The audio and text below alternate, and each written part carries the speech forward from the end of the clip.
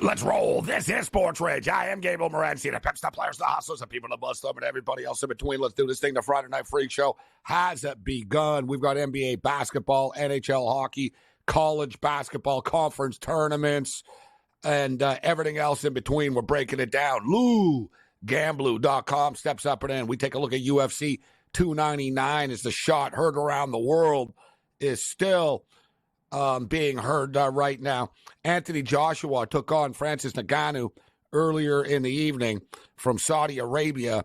The fight did not last long, all right? It didn't get through the second round. We saw Ngannou look very good against Tyson Fury, but the difference was Tyson Fury didn't take the fight seriously and didn't train, really didn't prepare, and just sort of showed up and thought it was going to be easy.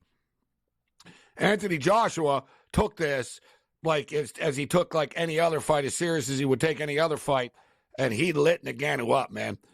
We lost. Listen, I thought Ngannou, I didn't think Ngannou was going to win. We talked about it last night, and I did talk about how I thought that this was tougher for him than Tyson Fury because Fury was just going to stand there and let him hit him. Joshua was moving around and stuff, and Joshua was throwing bombs. He messed Ngannou up early. Listen, Ngannou lost in the UFC once before, but he didn't get beat up when he lost, right? He got taken down and stuff. He didn't get beat up. So I don't think Ngannou's ever like had his face busted open before by anybody. And Anthony Joshua split his like mouth open. He punched him in the mouth, in the face, like right away, right when the fight started. Boom. And Ngannou was bleeding like pretty badly from his mouth, and he seemed rattled by it. And then Joshua knocked him down again, and then he just knocked him out after. But when he knocked him out. Like Ngannou, I had people on Twitter. I had one tweet. He goes, man, I think he's dead. It was one of those type of deals. I was like, no, don't worry, he's not dead. But there's been times, sometimes, like when you're watching, an MMA and the UFC, sometimes you're like, dear God, I think this guy might not wake up from this. But like Ngannou went down, and like he was out for, I don't know, 2-3 minutes, whatever it was. Like he was out. All right. He's okay now though. And he's fine, because I'd be fine too with the $20 million that he got paid. He got paid 16 million pounds, which translates into $20 million according to my currency conversion. Shout out to everybody joining us on Sirius XM channel 159. Welcome to Sports Rage on the SportsGrid radio and television networks. I am Gabriel Morency. We're breaking it down on the Friday Night Freak Show. So Steve Merrill's going to step up and join us. We'll talk college basketball with Steve. Joe Madden will kick it with us. We'll get her late night NHL thoughts. We've got a couple of NHL games. NHL trade deadline has come and gone. And there really wasn't any sort of like blockbuster moves or anything like that. All the deals are already done. Hurdle got dealt. Hurdle got dealt to the Vegas Golden Knights. And Kuznetsov got dealt to the Carolina Hurricanes, who already picked up Jake Gensel. Kuznetsov is good, right? We know Kuznetsov is a good player, but Kuznetsov, sort of similar to Corey Perry, like Kuznetsov's got like off-ice issues. And when I say off-ice issues, the dude party too. Like he drinks too much and stuff. Like, you remember during the pandemic, actually, he kept on getting nailed and stuff for like going out, drinking, like having parties in hotels, right? So I guess the dude likes to tie one on a little bit, but he's got talent and whatever. Carolina's just rolling the dice, hoping like whatever, maybe this guy will care and he'll get interested in this playoff run for us. So we'll get into the overnight card. Tony Finn kicks it with us this evening on the program. We'll talk baseball, college basketball with Tony Finn. So as I stated, we got a little bit of something for everybody. Gamblu, UFC 299. Pretty cool card, actually. It's good stuff. We got Vera versus O'Malley. They already fought before, but O'Malley got hurt. He broke his leg in the fight. And, so it wasn't really like, we don't know what happened. There was no conclusion to it, really. There's no conclusion to it. And I look forward to talking to Lou about this, but O'Malley's one of these dudes, I think. He might be, like, better than we realize, actually. But it's hard to tell, like, when you look like Krusty the Clown. You know what I'm saying? Like, dude, you're showing up. He looks like Rainbow Man, like they used to show up to the Super Bowls, and he just he looks ridiculous, and he talks a lot. So he's easy to just he's sort of cringe like, right? He's kind of cringe like, cringeworthy. You know what I mean? It's like, oh God, man, this guy's like trying way too hard, like to be cool or something. It's like it's so fake and phony, but he's actually like a wicked fighter. Right. So, you know what I mean? Like, you don't need all these weird gimmicks that you've got going on, bro. But, whatever. It is what it is. I'm not going to tell you how to run your career. You're doing well for yourself. So I think he's probably going to win this fight. But we'll get into it with Lou. All right. NBA basketball tonight. No LeBron James tonight for the Los Angeles Lakers. I saw this number last night, and I thought it was light, even if I didn't know LeBron wasn't going to play. I knew that he was banged up. This isn't load management or anything like that. He got hurt the other night against Sacramento. He left the game early. It was kind of lost in the shuffle of the blowout. But I already did like Milwaukee in this spot, so there's no LeBron now in this game. And the point spread's jumped up all the way to 4. So it's getting a little pricey for the Milwaukee Bucks right now. You could argue it's a little bit of an overreaction. AD always goes up. Dear God, 4.5s are popping up right now. When LeBron's not around, AD does go off. AD's point total is 26.5. I'm gonna play it right now. I'm gonna get in on this. I've got the Bucks on the money line at -150. It's -185 right now.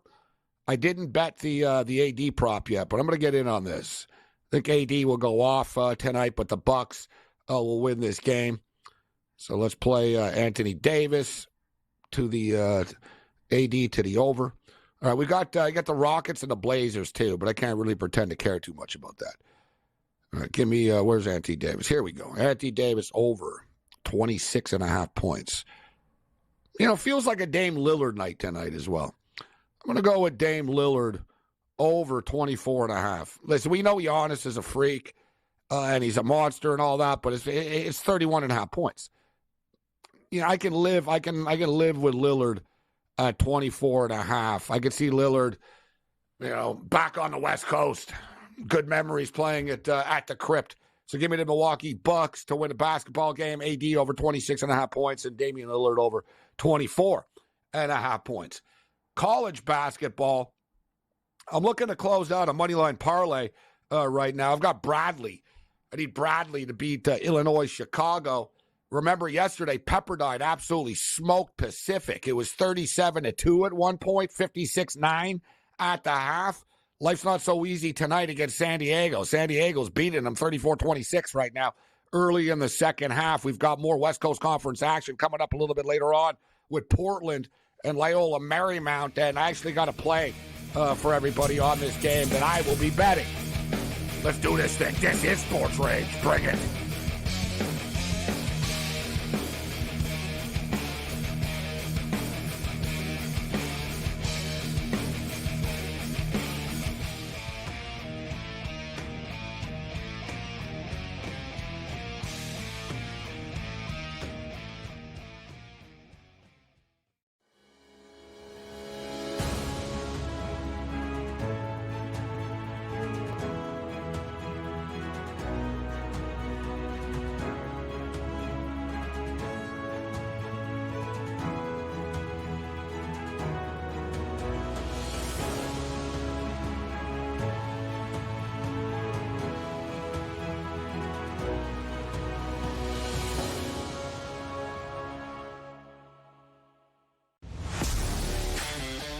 Laying points on the road in college basketball is an absolute landmine. I would not do it. I won't do it the rest of the year. I'm done doing that because it just consistently loses. I mean, 3 possessions in a 9-point game in which the opposition now is the clock, not the actual team you're facing, right? Right. And these guys are taking up shots. I mean, it's just like, that's why it's the NBA. In-game live, prime time, only on SportsGrid. Athletes in Canada, Wayne Gretzky, Connor McDavid, no longer can be part of these sports betting ads. Now, what's interesting is there is technically a carve-out that will still let these athletes and celebrities appear in sportsbook ads, but it's only if those ads are slanted toward responsible gaming. So you could still have a Connor McDavid saying, hey, bet responsibly on TV in Ontario. Newswire, only on SportsGrid. 4.22, the fastest man alive. The guy just made himself a whole lot of money, did he not? By now holding the record for the fastest 40-yard dash. But if it's one thing we know is that doesn't translate into quality football players in the NFL. So somebody will bite and overdraft him because he simply ran faster than everyone else. It's just rinse and repeat. The Early Line, only on SportsGrid. Anyone that's been to a sporting event, the atmosphere before a game, I think Game Time Decisions has that same exact atmosphere. This is our arena.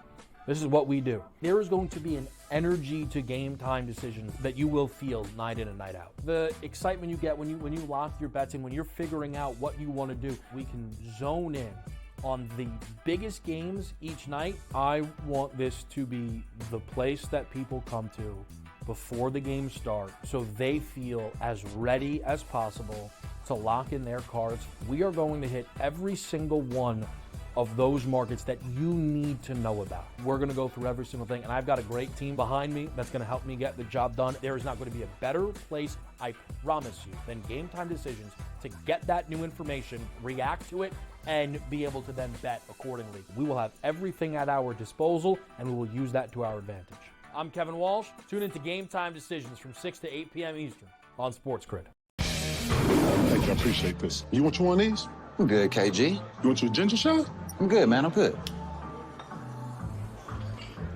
I need some positivity today.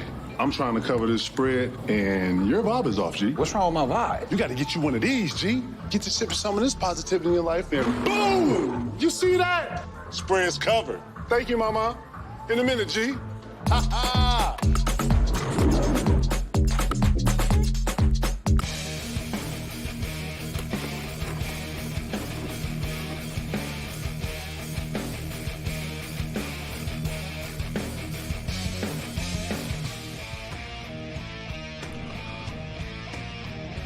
This is SportsRage. I am Gabriel Morency. The Friday Night Free Show has begun. We've got 2.2 seconds remaining right now in Seatown with the Minnesota Timberwolves and the Cleveland Cavaliers. And I got to tell you, man, I know that Karl-Anthony Towns is really good, but for the Minnesota Timberwolves are done crowd because Karl-Anthony Towns isn't there, no. This team is good, man. This team is good. We watched them play against the Pacers the other night without Karl-Anthony Towns, and Anthony Edwards just would not be denied. Here they are again on the road, and I'm surprised he just didn't hit the game winner at the buzzer, to be honest. He just missed, so we're going to overtime. 97-97.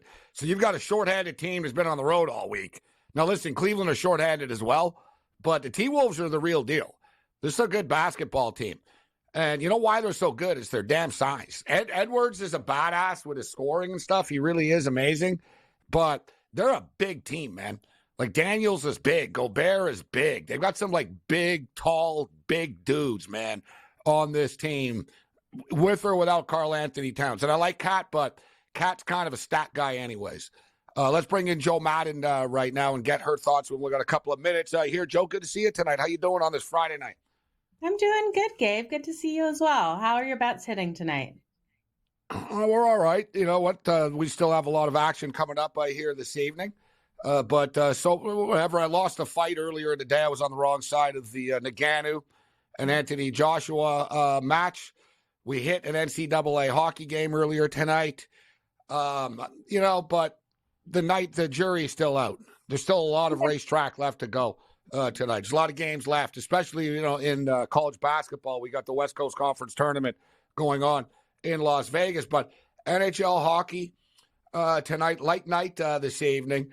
But let's talk about the Jets and Kraken. It just started here, Joe. Who did you like in this game tonight? The Kraken are home dogs, plus 100 right now. The Jets are minus 130. The total's 5.5. Who'd you take in this game?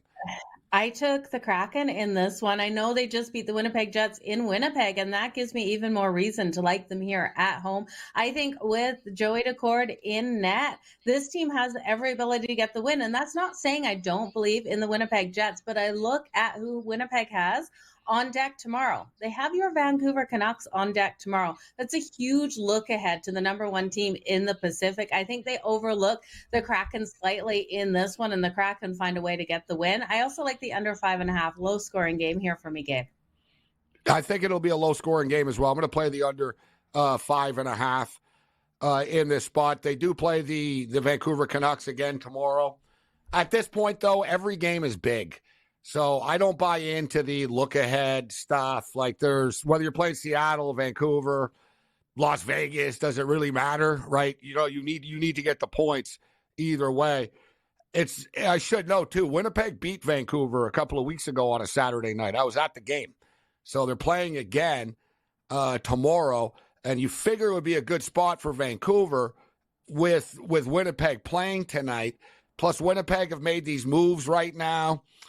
To me, it always takes a couple of days for people to get adjusted and the new players to get there and everything. But Winnipeg had a good little week here as far as the trade deadline is concerned. All right, the Stars are already up 1-0 on the Ducks here, Joe. Who are you on in this one?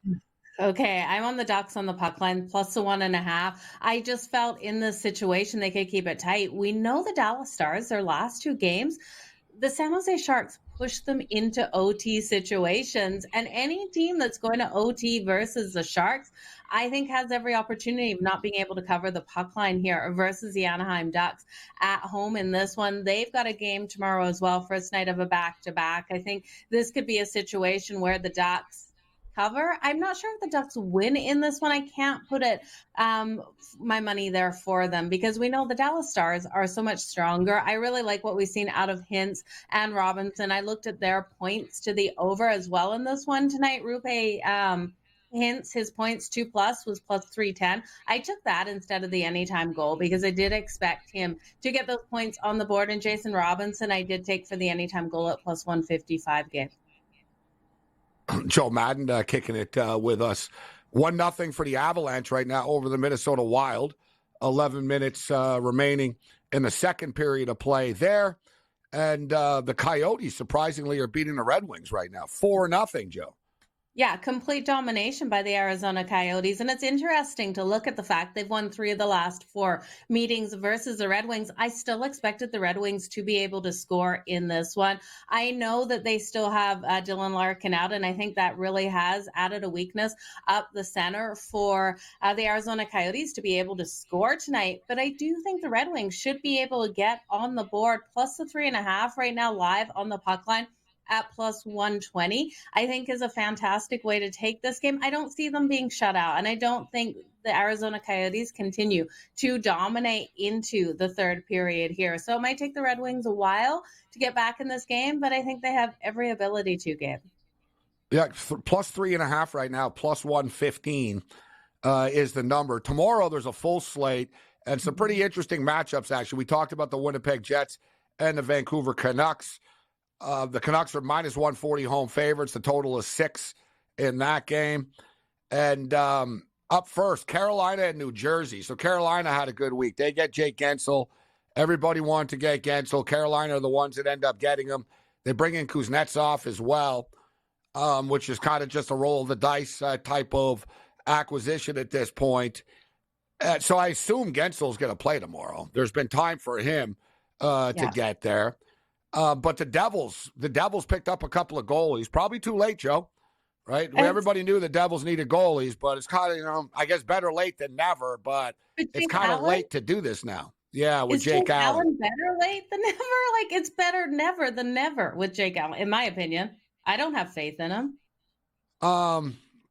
Listen, I've been saying for years, and as far as Montreal is concerned, I knew that Montembeault was like the future. And I knew this a couple of years ago, and I told people that. But the Devils needed an upgrade.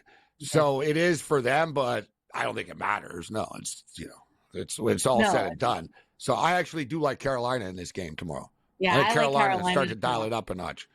Yeah, they definitely will. Huge team, like huge acquisitions here at the trade deadline. I really like what they were able to do, and I think they're ready to make a run for the cup. So I love what they're doing, especially you look at how strong their defense is. They should be able to lock down the New Jersey Devils. I think the shifting too of the lines without Tyler Toffoli out there is going to be interesting to see what the Devils do, and he was a huge impactful player for them. So I'd go big on the Canes tomorrow. I want to know your thoughts on the Pittsburgh Penguins, Gabe, because this was the first time in forever that they didn't buy at the trade deadline. And I think that core group, Sidney Crosby, is going to be upset going out there. They're facing the Bruins tomorrow. Are we going to see any drive out of the Pittsburgh Penguins after that? Well, they just lost 6-0. So we kind of know, right? Like we might be a day late, dollar short with that, but no, there's no way you could trust the Penguins. Sidney Crosby's despondent. This is like the low point of his career, even though he's playing well. It's not his fault, but you're right. It's the low point of the career. The Penguins are not like a team that I want to be involved with. Maybe in a week or two, they realize, all right, they can just randomly get hot for a couple of games. But no, I think they're a big fade, actually. Anything else tomorrow you like? Ooh, the Florida Panthers. I think they come out and dominate over Calgary. I know Calgary got that big win versus the Tampa Bay Lightning. They shouldn't have won that. Tampa needed that win so bad. I know Calgary's us against the world mentality, but this Florida Panthers team is so phenomenally strong. I just can't buy into it. And then we got some ugly games. The Sens versus the Sharks. I want nothing to do with the Sharks. Losing hurdle? I don't know. I think it's going to be bad, but I could see a way the Sens could get the win. Vladimir Tarasenko gone from that lineup too, so it's going to be interesting. The Canadians always play the Leafs tough when they play in Montreal. I think that the Canadians could be a live dog tomorrow night, even though they're terrible.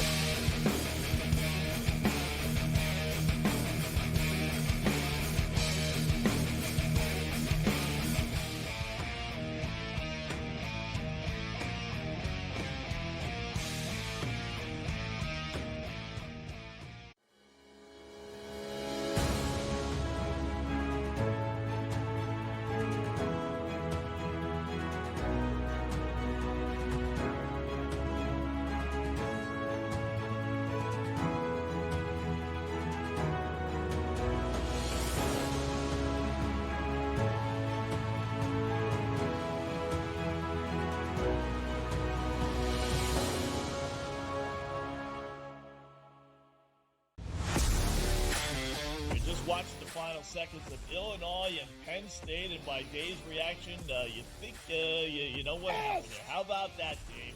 How about that? We're off the rundown. Sorry. Storm the court. You beat the 12th team in the country. That's fine. Second best in the Big Ten. That's fine. We are Penn State. Look at the crew jumping. This is so much fun. In-game live, prime time, only on SportsGrid.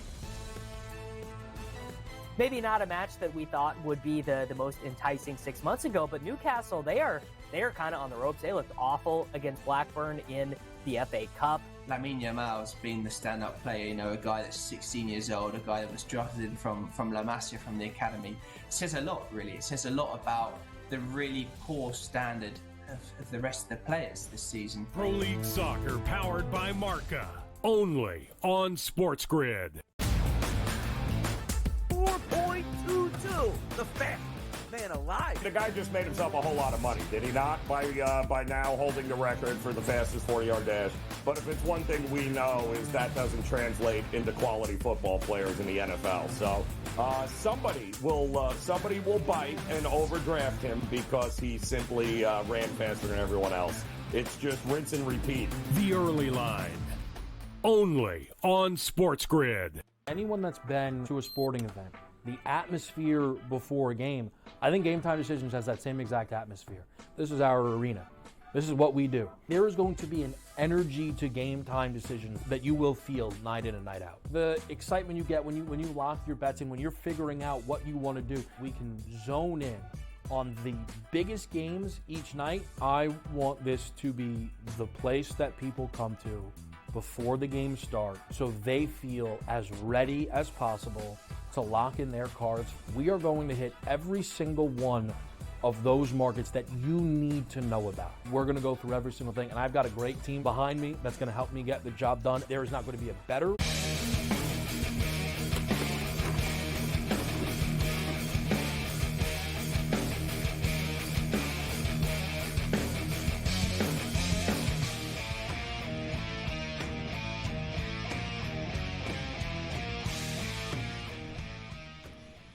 $107-104 for the Cleveland Cavaliers. There's about $1.50 left in overtime. I swear, man, this game all night has been like a one-point game. I swear, it was like, 2019. I check back in. Oh, look, it's 38-38. I check back in like 10 minutes later. I'm coming in and out of the room, out of the studio. I look back up. I'm like, oh, wow, it's 79-79, huh? And then look, they go to overtime. Like all night, this game has been close. This might be Cleveland's largest lead right now. They got a 4-point lead with $1:21 left, 108-104. Cleveland Cavaliers up on the Minnesota Timberwolves right now. No LeBron tonight for the Lakers as they host the Milwaukee Bucks. It's 14-14, midway through the first quarter of play right now. Let's bring in Steve Merrill, talk some college basketball and more. Steve, good to see you tonight. WagerTalk.com. How you doing, Steve? Yeah, Gabe, I'll jump on your piggyback on your NBA thoughts. I mean, I did the NBA tip-off show earlier. I guest hosted the show today on Friday on Wager Talk TV, and the Lakers, are about a 1-point dog, I think, when we did the show at 4 o'clock Eastern, and LeBron's out now. It's, closes 4.5. We saw Towns out again for Minnesota, second night in a row. They were a dog. Anthony Edwards was questionable earlier this afternoon. So crazy times right now in the NBA as we're in March. A little bit of madness in the NBA as well. I'm not a fan. This is my least favorite time of the year to bet on, not the conference tournament, Steve, but the regular, like the non-conference tournaments, the end of conference play games, these NBA games. The NHL is a little different because the NHL is kind of insane. These guys just go hard every night, no matter what. So it doesn't really change much, but you know what I mean, Steve? Like, it's the calm before the storm, as you stated. Coaches are starting to think about the playoffs. You've got to worry about the big picture now and not just these games. Plus the players. It's a long season, man. Players are getting worn out, bro. Yeah, there's no question. I probably am going to have less NBA plays over the next few weeks than I will at any other point, in the last few months or the next few months. Because, first of all, there's so much value with conference tournament action next week. So many games to choose from. March Madness, the NCAA tournament, it's obviously a very popular time, but it's also a very profitable time. I always do quite well with it. So, yeah, I probably will be treading a little lightly in the NBA, and that goes back to kind of what we're talking about. I mean, some craziness. What about the Magic? The best point spread team in the NBA over the past year, and they closed as like a 3-point dog. They were like a 1.5-point favorite all day, and they get blown out by 24 by the hapless Knicks. Obviously, Brunson had been questionable all day, but really kind of a crazy night so far in the NBA. Wizards won, by the way. How about that, Gabe? Wizards, 16 in a row. Huh? They snapped their 16. That's what I'm saying. They won by 12. It's an look at the Sacramento Kings. Same thing. They go to LA, they beat the Lakers, they go back home, they lose to the Bulls. Yeah, like it's just sort of where it's a wild league. It's a tough league to bet on, the NBA. Let's just call it out for what it is. It's a tough league to bet on. I almost look at it. I guess Gabe? The best. I want to say, Steve, when I said I don't like this time of the year, to me, we're not quite there yet, but it's almost like betting the last week of the NFL regular season. You know what I'm saying? Oh, you know, when you get to that, it's like, oh, man, I don't know, dude. You got this backup and that, man. It's like, it's tricky. It's not, and sometimes you have like 2 weeks of that. At the end, it's sort of like, let's get to the playoffs, man. Let's just get to the playoffs. I'm starting to feel that way right now about the NBA. I'm like, I don't know, dude. These games, who knows? They might cover, they might not. Who knows? Well, it's funny you say that, though, because I've always said the number one key to handicapping the NBA all year long, regular season, is motivation, right? You got to know which teams are focused. You mentioned like the Kings, the Lakers, all those spots. And isn't it funny? Because that's how you handicap the NFL preseason, right? It's all about motivation back in August. And week 17, week 18 of the NFL is a little bit like that, too. Who's resting starters, load management. We see that in the NBA as well. But I was going to say earlier, though, how about the Atlanta Hawks? Here come the Atlanta Hawks. The worst point spread record in the history of the NBA for the first half of the season. I think they started like 11-35 ATS, and they've now gone 11-6 ATS their last 17 since. They beat the hapless Grizzlies. I get that. Exactly right, and that's the point. you always look for a catalyst. We talk about not trying to catch that falling knife, whether it's the stock market or the betting markets. You have to see a catalyst for a team to bottom and turn things around. And isn't it ironic that they've turned things around the last 7 games now? I think they're 5-2 straight up without Trae Young. It's like they have, and the Memphis Grizzlies, haven't had Morant. They don't have anybody. But suddenly you get more points. So there's value almost. He's getting more points now with him too because Trae Young isn't there. But and they were terrible against the spread. Yeah. Exactly. So another one though is like it's sort of like college basketball. There's always going to be a team that's not that good that just plays well in the conference tournament. And wow, hey, look, are they going to run in the NCAA tournament? I'll never forget. I remember it was a couple of years ago. Maybe 2-3 years, about 3 years ago, I think. It was the first 4 play-in in Dayton, Steve. And it was one of those teams that made it. They were like 13-18 on the season type of deal. I don't know, Texas Prairie View A&M, whatever the hell it was. You know what I mean? It was one of these teams, and they were bad, bro. And I was studying them for the tournament. I remember talking about it a lot. I said, this team is the worst three-point shooting team in the history of the NCAA tournament. Like, they shot like 22% or something on the season. Right. Like, they were terrible. Bro, they got to Dayton. They literally hit like 9 3-point shots in the first half. Yep. You know what I mean? It was like they had the game of their life then. It was like, wow, everything's falling. Everything's falling for us. Right. But the Bulls are like that. People have sort of given up on the Bulls, the Chicago Bulls. And it's like, hey, the Bulls they're winning. They've won 4 straight games outright. And how about this dichotomy, Steve?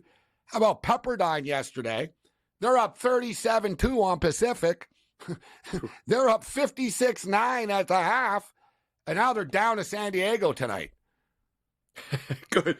I use San Diego as my free play of the night at wagertalk.com. That was on my page free for everyone today, so I'll take Pepperdine's coming back, though. They're coming back. San Diego were murdering them early. It was like a reverse job. It was like my theory. Pepperdine are chipping away.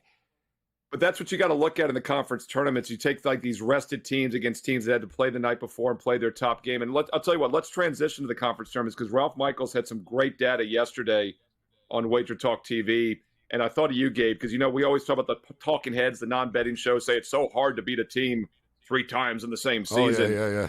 Ralph has the numbers on this going back to 2010. They always beat them 3 times, yeah. What do you like this?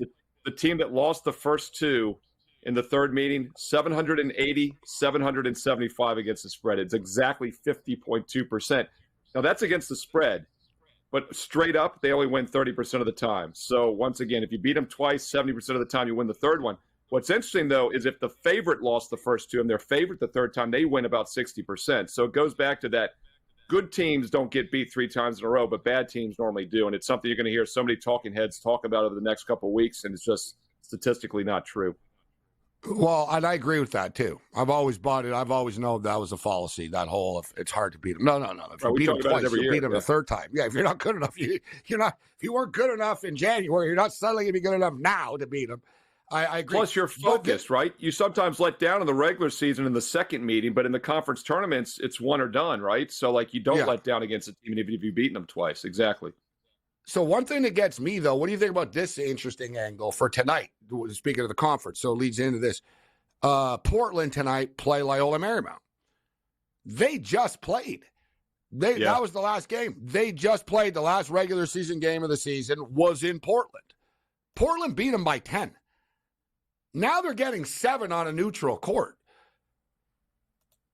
So I'm just thinking about a confidence level coming in here. Like the kids in Portland are stepping on the court. They're like, it's not like, oh, we're scared. Oh, play Loyola Marymount. They're going to think we just beat these guys by 10 a couple of days ago. I know now we're playing in Las Vegas. It's a neutral court. But what do you make of Loyola Marymount being 7-point favorites in this game? Seems a little high to me. Yeah, the trigger for Teddy now is to tell him the zigzag's the best betting strategy ever. We joke about that every year at the NBA playoffs because he's like, it doesn't work anymore. But I think exactly. I'm doing the zig. I'm staying, Steve. No zag. I'm staying. Yeah. Right. Sometimes you zig, sometimes you zag, man. It's just like life. It's about balance. But what I do like, Gabe, though, is digging into those box scores from the earlier meetings. What's great about conference tournaments is we do get a lot of third meetings. Loyola won the first game this year by 27 points as a 10-point home favorite in January. And then they lost the second time by 10, like you just said, just last Saturday as a 3.5-point road favorite. But as is often the case, 3-point shooting, they were just 30% from beyond the arc They got outscored in that game by 12 points from three-point range, only lost by 10. So I do think they're the better team. And the fact it's a quick turnaround revenge spot, I do lean that way. And it's just human nature. And that's why the zigzag does kind of work in the NBA playoffs still, is that teams that win don't need to make the adjustments the other team needs to. And often that creates some value. That's a good point. One thing about Loyola Marymount, too, they're pretty good offensively. They can, when things start to fall, like you said, when their three-point shots are falling for them. I took San Diego last week against them. I think I was getting like 12 or something. Right. Marymount won by 40. They really lit them up. So it was like 96-62. Yeah, it was a big win. It was bad. Whatever. Yeah, I got murdered. It was bad. I was on the wrong side. Bad pick. What do you think of the total here? 142.5. They got to 130 only at home last week, but that's a little different. I'm expecting this to be higher scoring. Correct. And once again, they only put up 60 points on the road, only shot 39%, 30 from three, like I mentioned. That first game, and though, Portland's the month a earlier, tricky place, too. They're not great, but Correct. If you're from L.A., Steve, Loyola Marymount, it's not fun going to Portland to play. You're not taking a first class. You're not playing the Portland Trailblazers either, bro. You're literally playing in a gym, and you're staying in a dump-ass hotel. You know what I mean? Right. Well, and in hindsight, though, Portland was probably a good play last week. And the reason I say that is because Loyola won that first game by 27. They were plus 27 points from three-point range. That was the difference in that game a month earlier. So, that's what you want to look for, and I would expect them to shoot better tonight. All right, so as we talked about the game going on, they're playing on the same floor as Pepperdine and San Diego are playing on right now. It's coming up next, following at the Orleans in Las Vegas, Nevada. Hopefully there's no scorpions running loose in the hotel rooms at the Orleans like they are on the Strip. But that's another story. I had not heard about that. The scorpions? Oh, it's a scary story. It's disturbing, Steve. Very disturbing.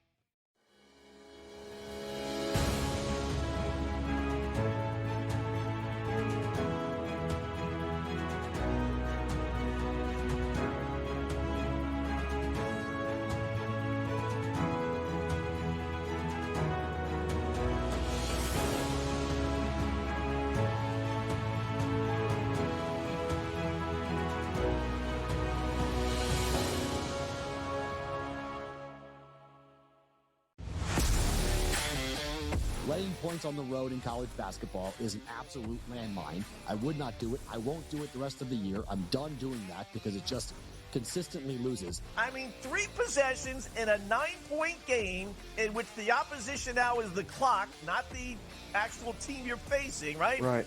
And these guys are taking up shots. I mean, it's just that's why it's the NBA. In-game live, prime time, only on SportsGrid. Athletes in Canada, Wayne Gretzky, Connor McDavid, no longer can be part of these sports betting ads. Now, what's interesting is there is technically a carve-out that will still let these athletes and celebrities appear in sportsbook ads, but it's only if those ads are slanted toward responsible gaming. So you could still have a Connor McDavid saying, hey, bet responsibly on TV in Ontario. Newswire, only on SportsGrid. 4.22, the fat man alive. The guy just made himself a whole lot of money, did he not? By now holding the record for the fastest 40-yard dash. But if it's one thing we know is that doesn't translate into quality football players in the NFL. So somebody will bite and overdraft him because he simply ran faster than everyone else. It's just rinse and repeat. The early line, only on SportsGrid. Anyone that's been to a sporting event, the atmosphere before a game, I think Game Time Decisions has that same exact atmosphere. This is our arena.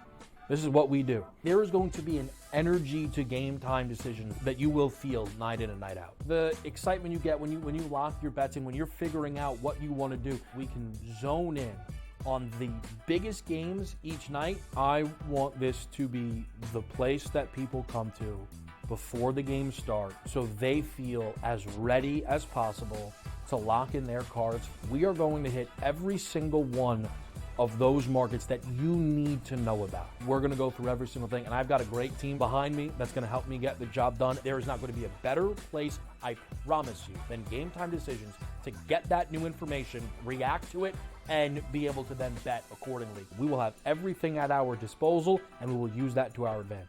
I'm Kevin Walsh. Tune into Game Time Decisions from 6 to 8 p.m. Eastern on SportsGrid.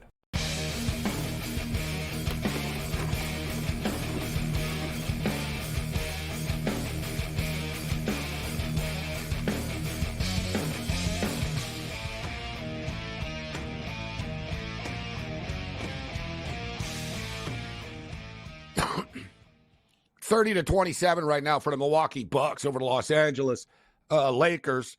46-42 San Diego over Pepperdine right now. Interesting game, as we stated. Pepperdine had it easy yesterday.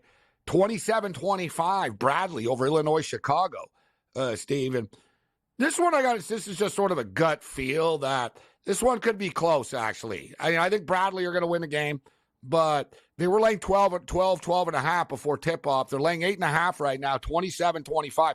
And I say this, and I have Bradley in a moneyline parlay to close out, but I expected it could kind of be somewhat of a close game, and it is. I can make the argument Illinois-Chicago plus 8.5 is a play. They might be one of these bad teams that just sort of gets hot. You know what I mean? They won last night in overtime. Yeah, and Bradley beat them by 18 and 12 in the regular season. You can definitely make an argument that sometimes a favorite like that overlooks their opponent the third time. That's another reason why, it's not about revenge necessarily. Sometimes it's a letdown by the team that won the earlier meeting or two. And the other thing I'll point out, and I got some angles from Ralph once again on this, is that, this conference tournament is a new start for the bad teams. And my William & Mary tribe, 0-9 in February, now 2-0 in March. They won last week and they won today. Is a perfect example of that. And they'll probably lose tomorrow to Towson, by the way.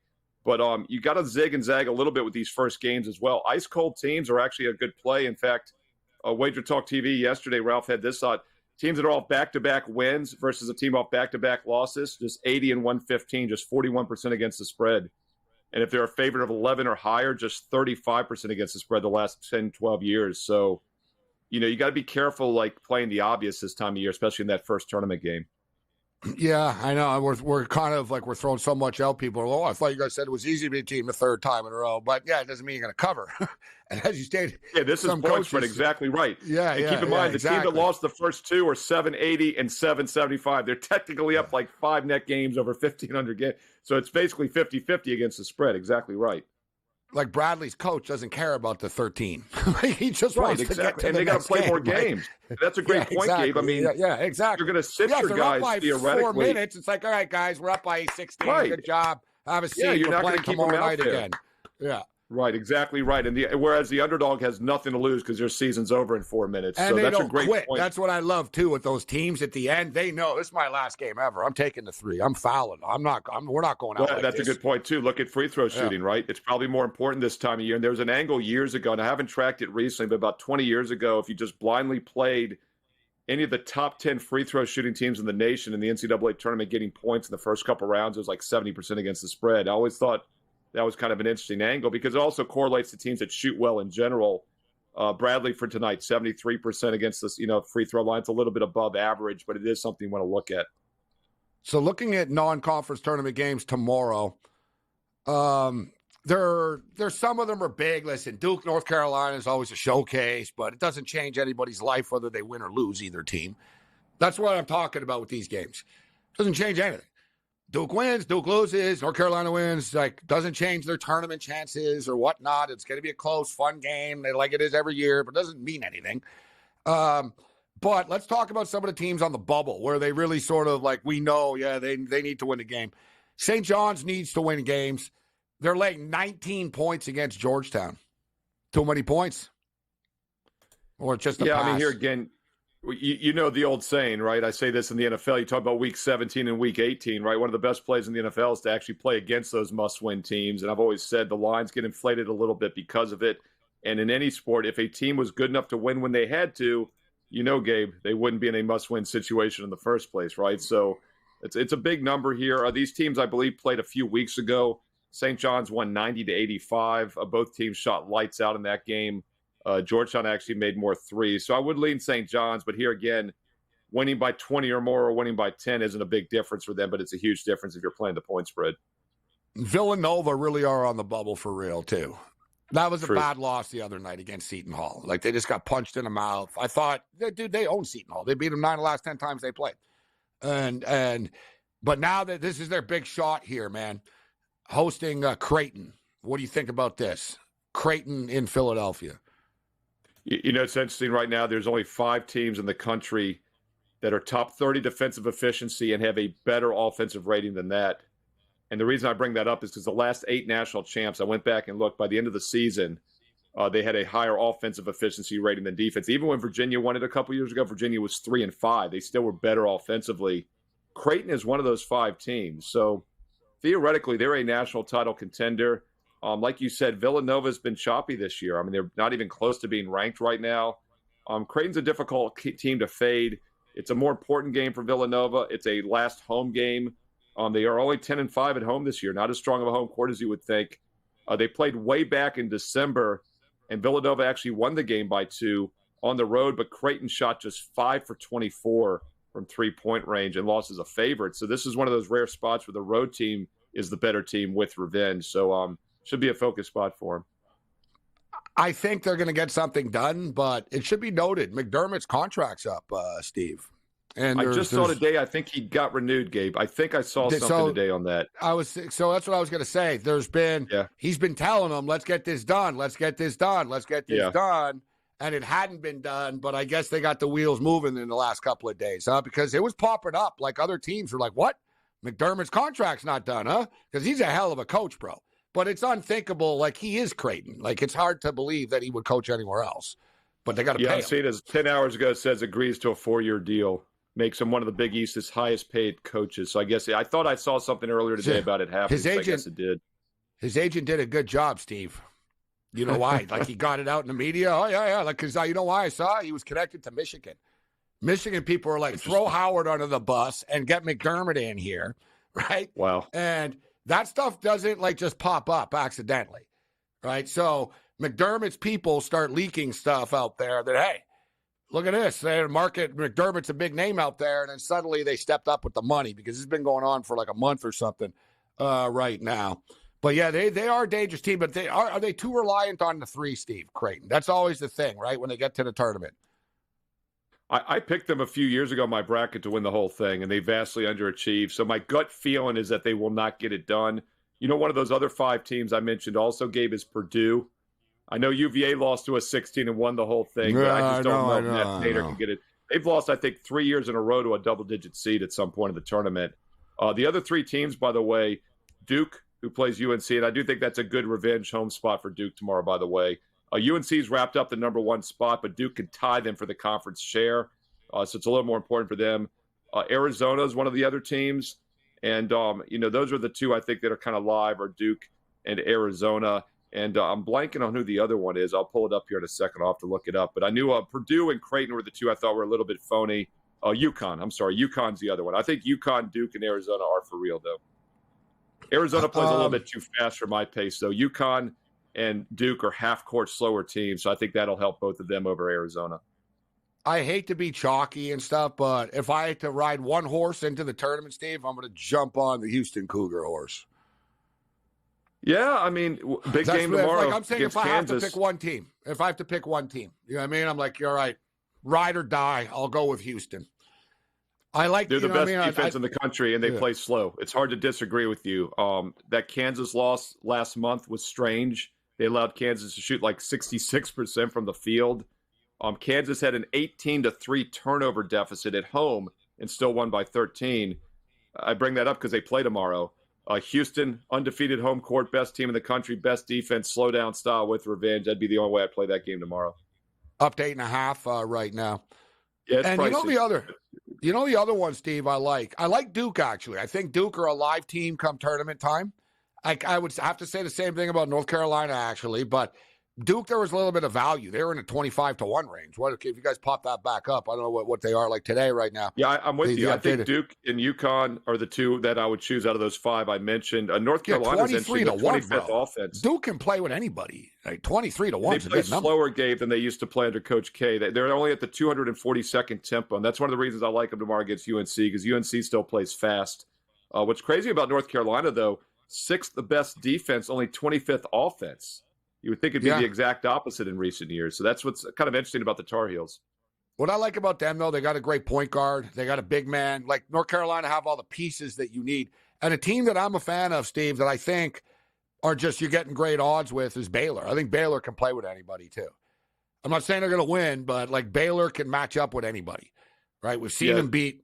They're in the Big 12. They took Houston to overtime. They've beaten, they can beat anybody, Baylor.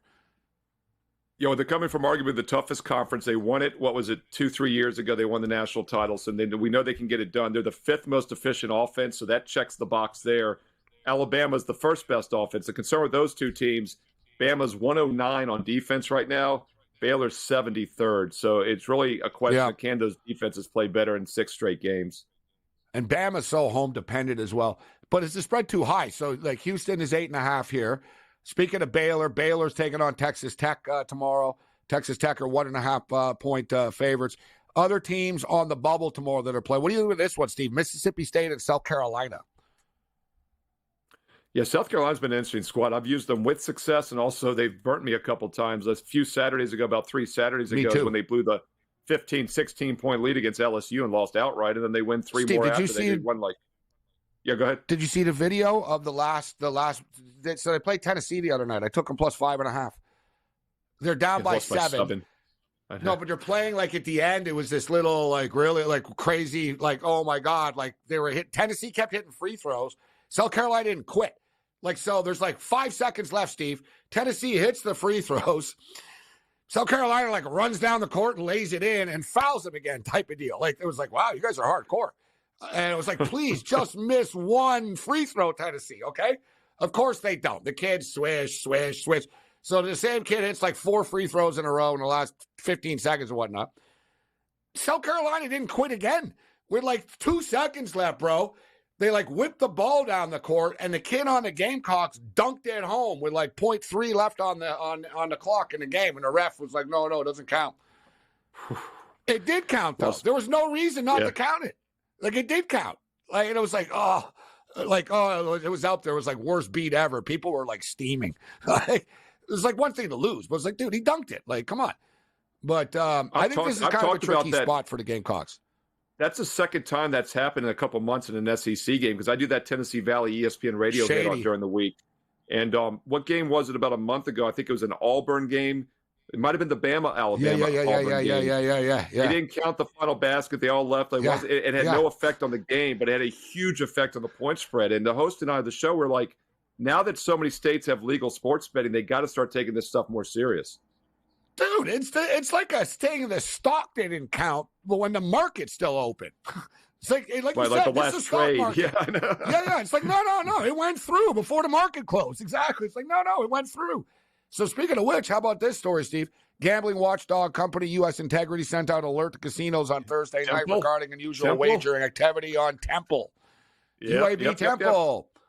The betting line moved significantly during the day. At one casino, the line moved from UAB as a 1.5 point favorite over Temple to an 8-point favorite by mid-afternoon.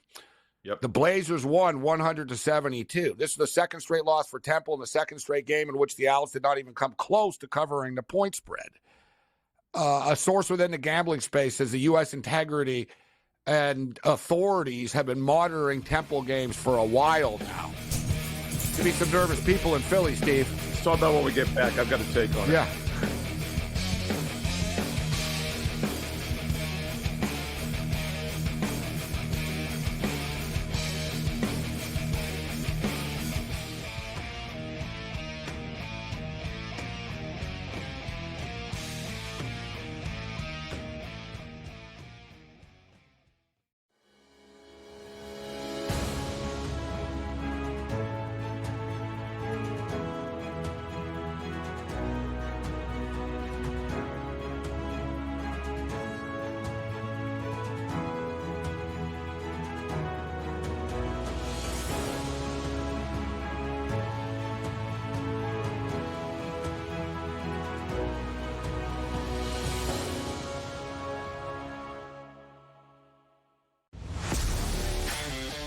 Laying points on the road in college basketball is an absolute landmine. I would not do it. I won't do it the rest of the year. I'm done doing that because it just consistently loses. I mean, 3 possessions in a 9-point game in which the opposition now is the clock, not the actual team you're facing, right? Right. And these guys are taking up shots. I mean, it's just like, that's why it's the NBA. In-game live, prime time, only on SportsGrid. Athletes in Canada, Wayne Gretzky, Connor McDavid, no longer can be part of these sports betting ads. Now, what's interesting is there is technically a carve-out that will still let these athletes and celebrities appear in sportsbook ads, but it's only if those ads are slanted toward responsible gaming. So you could still have a Connor McDavid saying, hey, bet responsibly on TV in Ontario. Newswire, only on SportsGrid. 4.22, the fastest man alive. The guy just made himself a whole lot of money, did he not? By now holding the record for the fastest 40-yard dash. But if it's one thing we know is that doesn't translate into quality football players in the NFL. So somebody will bite and overdraft him because he simply ran faster than everyone else.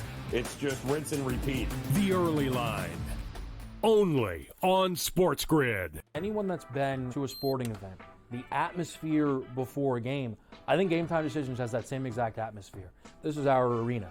This is what we do. There is going to be an energy to Game Time Decisions that you will feel night in and night out. The excitement you get when you lock your bets in, when you're figuring out what you want to do, we can zone in on the biggest games each night. I want this to be the place that people come to before the games start so they feel as ready as possible to lock in their cards. We are going to hit every single one of those markets that you need to know about. We're going to go through every single thing, and I've got a great team behind me that's going to help me get the job done. There is not going to be a better place, I promise you, than Game Time Decisions to get that new information, react to it, and be able to then bet accordingly. We will have everything at our disposal, and we will use that to our advantage.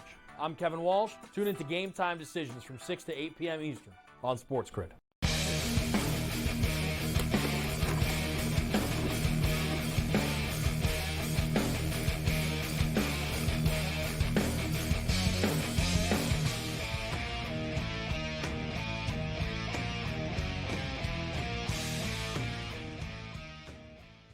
This is SportsRage. I am Morency. We've got Lou coming up, Gamblu in a couple of minutes, actually, here, Steve. So if you can throw a pick at us you like, but you wanted to get in on this Temple story. What do you think about this story here? Yeah, so I wasn't following it too closely till today when I heard what you heard. But when I looked at it, the line move obviously from like 2 to 7 was strange. But what jumps out to me is they got blown out. But not that they got blown out. They gave up 100 points. The team total was like only 70-something in that game. So they gave up 25% above the projected team total. Think about this game. If you're an underdog and you're going to throw a game, you don't want to miss shots, right? You still want to score. So what do? You don't play defenses, in my opinion. You just let the other team score. You play a high-tempo game. You still get your 20 points a game. Your numbers look good. The defensive numbers don't show on the stat sheet. So I really do think this is fishy. And now that you say they've been looking into several games, makes me wonder even more. But just on the surface, for Temple to give up that many points in a game that moved like that with no significant injuries is very shady. The Owls are 11-19 on the season. What do you think? So they finished their game. They finished their season on Sunday against UTSA. I was looking at that tonight to see what they so play they're going next. to play hard now? Like this, I'm Well, almost here's thinking, my favorite, man, the they favorite can't throw story it was now. They got to show up exactly now, right. on Sunday. It's like they you got to fade them, but then you're like, say, wait guys, a second. They're going to be calling Right. each other. They're going to be like, bro, we can't F around, bro, man. Like, so we're on the cover of Sports Illustrated, man. Like, you know, Right, we gotta exactly play right. well. So it's like, you know what I mean? so do they cover? Do they play more defense and you play the under? Do they score more and play? Like, I've already been thinking about this. I don't even know how to play it. I probably just won't touch it. But it reminds me of the early 90s when Arizona State, the guys fixed a lot of games, local bookies, and then they got greedy, went to Vegas, and got caught. It's one of the famous moments in sports fix history. And the funny thing is, Arizona State was notified at halftime by the Pac-12. They went out and covered, so the guys lost their bets and got arrested. So you never know how this stuff plays out. That story's the best. There's a Netflix documentary on it where they interview all the guys. Oh, I need to see that. I didn't realize that. The point guard that started it all, that was on the take, couldn't control other players. It's really funny. He goes, I swear to God, this guy on my team never hits threes. He couldn't miss this night. so he's watching his teammate hit shots. He stopped passing it to him. Costing him money.